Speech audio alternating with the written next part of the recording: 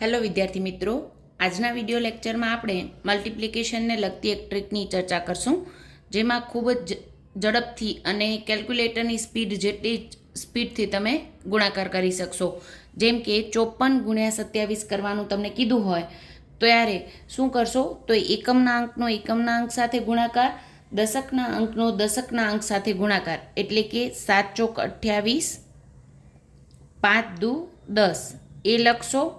ત્યારબાદ બંનેમાં ક્રોસ મલ્ટિપ્લિકેશનનો સરવાળો, એટલે કે અહીંયા 4 દુ 8 અને 7 પચા 35, આ બંનેનો સરવાળો, બંનેનો ક્રોસ મલ્ટિપ્લિકેશનનો સરવાળો 35 ને 8 થાય 43, એ આપણે લખશું અહીંયા એક અંક છોડીને અને એનો સરવાળો કરશું, એટલે કે 8, 3 ને 2 5, 4 ને 0 4 અને 1.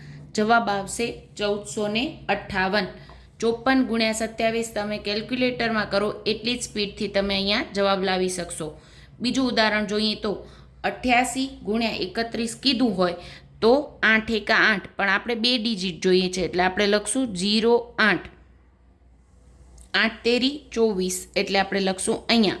અને પછી બંનેના ક્રોસ મલ્ટિપ્લિકેશનનો સરવાળો 8 તેરી 24 અને 8 એકા 8, 24 પ્લસ 8 કેટલા થાય? 24 ને 36 ને 2 32, અહીંયા લખશું 32. સરવાળો કરીએ તો એક અંક છોડીને પછી 32 લખવાનું છે.